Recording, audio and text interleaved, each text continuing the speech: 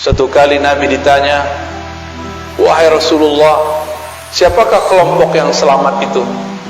Nabi mengalamkan sebelumnya, "Sataftariku ummati ala 73 firqah." Umatku akan terpecah menjadi 73 golongan. Semuanya masuk neraka, kulluha finnar illa firqa wahidah, kecuali satu kelompok. Man hiya ya Rasulullah? Nabi ditanya, siapakah mereka wahai Rasulullah? Nabi menjawab, ma ana alaihi wa ashabi, yaitu kelompok yang ana alaihi, aku menjadi imamnya, aku menjadi orang yang dia ikuti. Wa ashabi, jika dia tidak bertemu aku, dia mengikuti sahabat-sahabatku. Inilah yang disebut bersanad, berguru. Lalu apakah yang Nabi ajarkan kepada para sahabat? Bertahun-tahun lamanya Nabi hanya diturunkan surat Al-Ikhlas, Qul huwallahu ahad. Sebelum ada perdebatan sifat 20, sebelum ada perdebatan tauhid, uluhiyah, rububiyah, asma wa sifat, belum ada semua itu. Nabi diberikan yang sempurna dan sederhana. Walaupun saya penganjur untuk belajar sifat 20, tapi kalau Bapak Ibu susah memahaminya, saya berikan jalan yang lebih mudah. Mau? Mungkin di beberapa kajian sudah ada yang mengamati. Itulah yang ada dalam Qul huwallahu ahad. Suatu kali ada seorang panglima Rasulullah sallallahu alaihi wasallam diperintahkan untuk memimpin perang sekaligus memimpin sholat. Setiap satu rakaat, 2 rakaat, di akhir rakaat dia selalu membaca Qul huwallahu ahad. Para sahabat merasa aneh, Rasulullah tidak pernah lakukan itu, kenapa dia lakukan? Ternyata beberapa Rasulullah sama, sahabat Rasulullah sama seperti orang-orang hari ini. Kalau Nabi tidak lakukan bid'ah.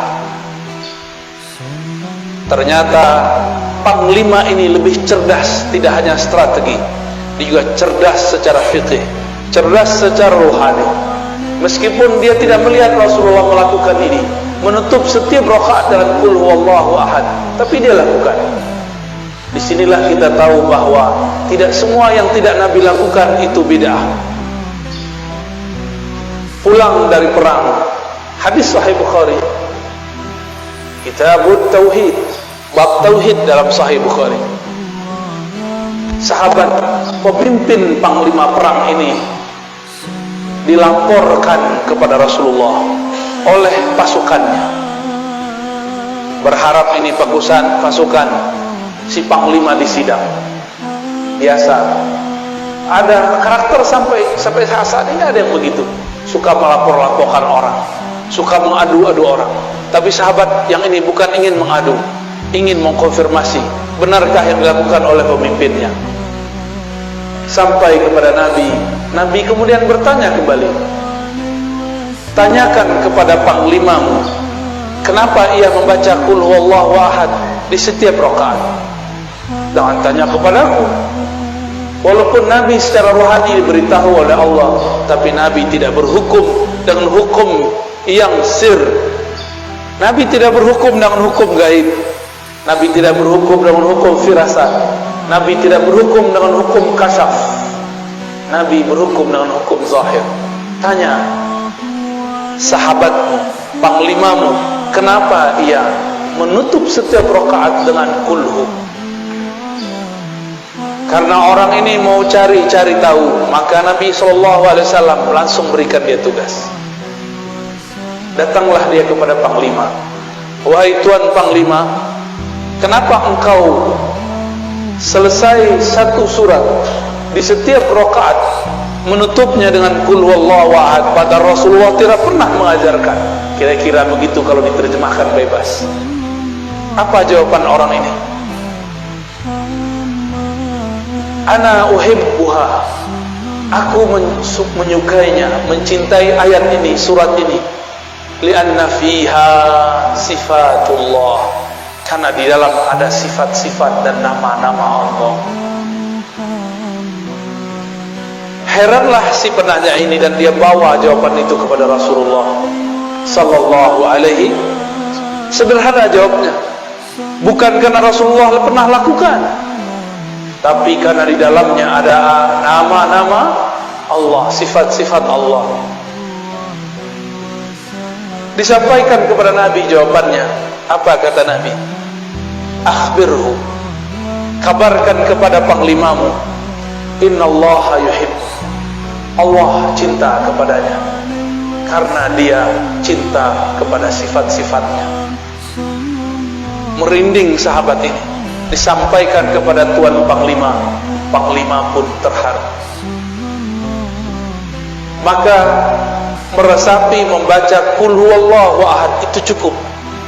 Seandainya Bapak Ibu tidak faham sifat 20 tidak masalah, karena inti sifat 20 adalah menjelaskan surat Al-Ikhlas. Paham Al-Ikhlas, paham sifat 20. Paham sifat 20, paham Al-Ikhlas. Inilah akan jadi oleh-oleh pada pagi ini untuk saudara-saudara yang hadir.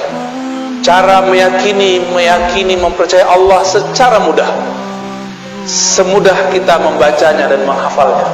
Mau ya? Pertama, Qul, katakan hai Muhammad, huwa Allah ahad. Sudah 3 ya. Huwa Allah ahad. Huwa bahasa Arab artinya dia. Biasanya kata dia disebut sebagai kata ganti ketiga, digunakan pada kalimat kedua. Tapi sekarang, atau pada kata-kata kedua, yaitu kata ganti setelah ada nama yang jelasnya. Ahmad membaca buku, titik, dia mau ujian, dia ditulis setelah Ahmad. Sekarang dibalik, Qul huwa Allah ahad. Katakanlah hai Muhammad, dia dulu, Allah ahad.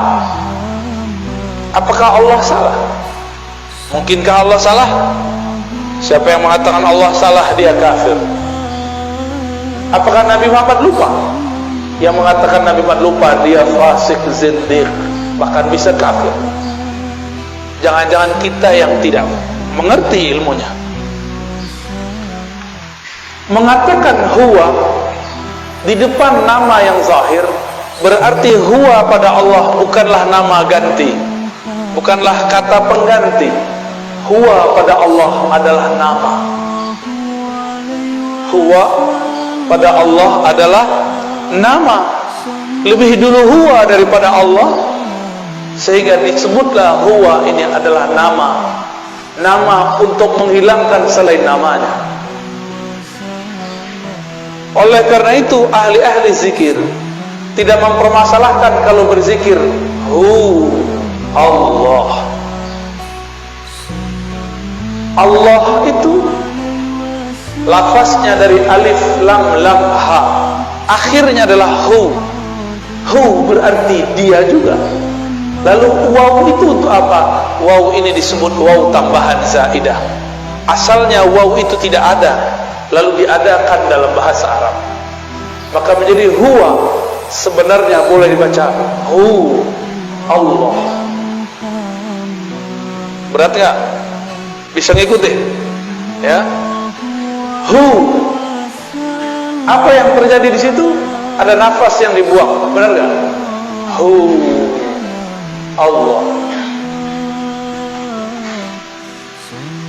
Imam Abdul Qahir Al-Baghdadi dalam kitab Usuluddin, Imam Ghazali, Imam Al-Baihaqi, mereka sepakat bahwa huwa adalah ismun min asma'i, nama daripada nama-namanya.